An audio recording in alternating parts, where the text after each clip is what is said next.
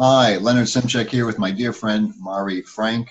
And Mari and I, Mari is a mediation attorney and myself as a therapist, we often collaborate about relationships and couples. And we were talking about, especially with all this sexual harassment that has come up in the media, and we were talking about our boundaries. And really with boundaries, there's two important things. One is that we have to become clear what are our own boundaries, what's acceptable, what's not acceptable for us, and secondly, then to assertively state these are our boundaries to whoever we're dealing with. And Mara, you have a great example of really kind of sexual harassment that occurred with you. Can you share that story? Yes. Several years ago when I was a young beginning attorney, I was working with some other male attorneys, and unfortunately, I was going through my divorce at that time. And one of the attorneys brought me into his office and he said, I've heard you're going through a divorce.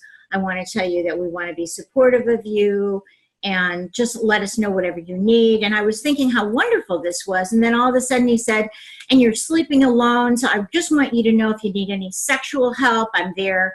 I can give you all the satisfaction that you need. And he started going on like that, which of course, as a young woman attorney, I was quite worried about that, especially since he had some power over me. So I decided I had to be assertive about it. So I just said to him, I appreciate that you're willing to be supportive of me. However, to bring up any sexual issues, I'm very uncomfortable. And I ask that you not bring this up again. Of course, you know that this could be considered sexual harassment. And I just want to have a good working relationship with you. Are you willing to do that? And he said, yes. So that Wow, was so really what you did was really highlighting, number one, you were really clear about what your boundaries were, what was acceptable, not acceptable.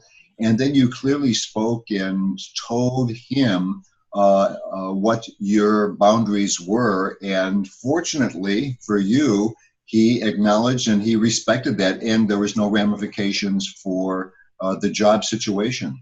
Yeah, and I think the whole idea is to be assertive with your own feelings and set those boundaries, but not to be aggressive or nasty, because that is how you could lose your job. So you can still watch your boundaries without being offensive.